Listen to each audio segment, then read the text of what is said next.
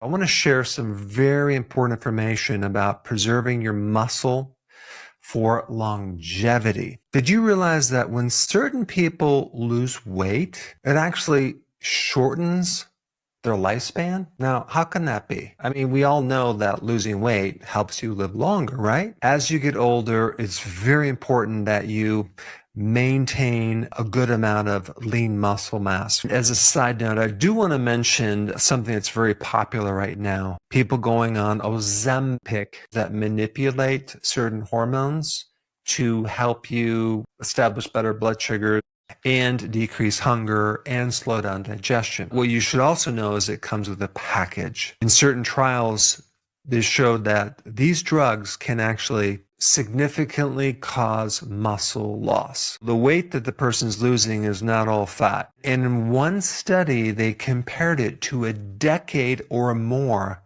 of aging. It would be terrible for someone to go on that drug, lose all this weight, and find out that it actually also lost a lot of muscle and then put them at risk for not living as long. As I read the study, it became very apparent what you're losing really is important. And when we're talking about preserving lean muscle mass, out of all the things that you can do for longevity, that is at the top of the list. Muscle loss actually starts for most people in their 30s. That's right. We have this peak muscle mass, let's say, 18, 19, 20 years old. And then in your 30s, it starts to kind of slightly go downward. I want to mention sarcopenia for a second because this is age-related muscle loss. And one of the ways they define it is that when you lose 20% or more of your muscle, that would be considered sarcopenia.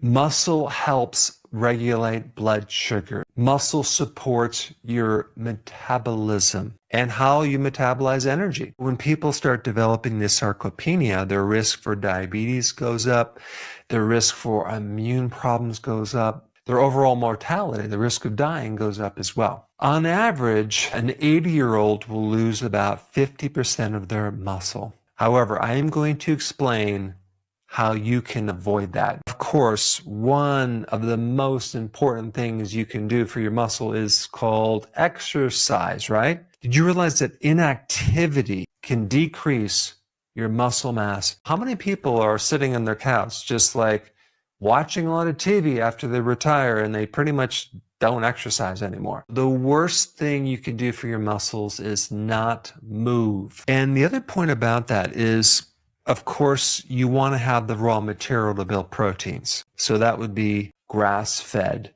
Red meat is at the top of the list. But what do they tell you to avoid as you get older, right? Avoid red meat because it's going to cause cancer.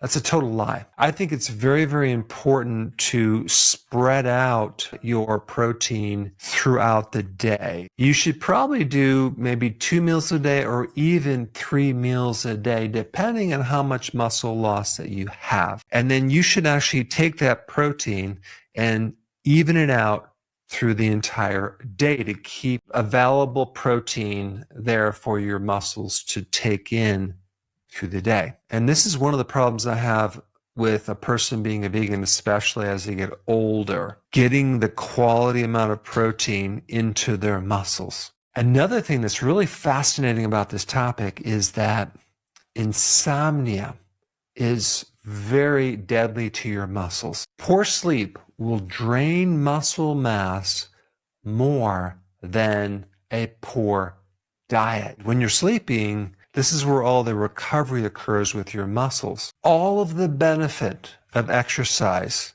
occurs at night, not during the day or not during a stress event. And the type of exercise that you do is very important too. You want to do something that creates resistance on your muscles. We need to be able to create enough stimulus to cause the muscles to react and adapt to that stress. And resistance training is the most important secret to reversing age-related muscle loss. This should be a priority for you as you get older. It's very important. Regular resistance training, regular strength training. Your fat is a reserve for energy. Your muscle also has a reserve. And this is why your body can fast for a period of time. It could not eat for days or weeks. Where is it getting the protein? From your muscle. This reserve in your muscle is also there to be able to heal from an injury, to allow your immune system to tap into these amino acids, because your immune system is all protein. The white blood cells, the repair enzymes, the enzymes to help grow your body are all protein. You also use amino acids to make glucose for certain tissues that are dependent on glucose, called gluconeogenesis, the formation of new sugar from non-carbohydrate sources. This muscle reserve matters. It's super important. Our body requires more protein during infection, during an immune crisis, and after exercise. Having enough muscle also can influence your cognitive state. All these neurotransmitters are made out of, guess what? Protein. And the muscles are important in your lymphatic system because it's dependent on your muscles and how well that you use your muscles. When you exercise and you do some type of intense exercise, you also release anti-aging molecules. They're called myokines. They help with pain, they help with bone. Exercise is so important. There's another type of muscle loss called cachexia. This is muscle loss at any age. It's dependent on a chronic illness, whether it's cancer or some type of disease. Like in cancer, the body's stealing all that protein for its fuel. So in summary, these are the things that you should focus on as you age. Increase your lean body mass. And at the top of the list, consistent exercise, high intensity interval training, doing strength training, walking, stretching. Number 2, your diet. And I'm talking about having adequate amount of high quality amino acids from red meat. Now, it is not true that red meat causes cancer, okay? Grass-fed red meat, I'm talking about beef, lamb, super important. If you have any problems digesting red meat, which a lot of people do as they age, you should acidify the stomach instead of avoiding red meat. How do you do that? You start taking betaine hydrochloride, like maybe 4 or 5 of them before you eat the red meat. Build up the stomach acid. It's going to help you absorb not just the protein, but also minerals as well. Remember, we need this high quality protein for our immune system, for enzymes, for antioxidants, for the ability to detox, the ability to repair, the ability to maintain your muscle. Also, make a point of this, collagen. 30% of your muscles are collagen. Take a collagen supplement. Trace minerals and other nutrients are very important in the formation of muscle. I'm going to list the most important ones first, okay? Number 1, magnesium glycinate. Super, super important. Magnesium and the exercise will help you sleep, which will also help your muscles. Number 2, vitamin D. Number 3, zinc. Very important. And then we get other trace minerals like selenium and copper. The B vitamins are very important.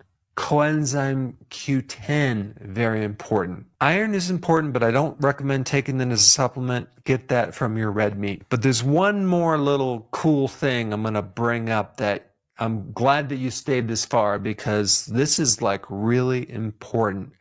I recently went from 185 to 191 pounds, and it was all muscle. And I didn't change anything but one thing. There's a certain type of cultured microbe that you can make, and the microbe you would use is called L. reuteri. I did a whole video on this, but this microbe has some fascinating research with increasing oxytocin, which is going to decrease stress, it's going to help your sleep. But also there's some amazing data that it can increase muscle stem cell.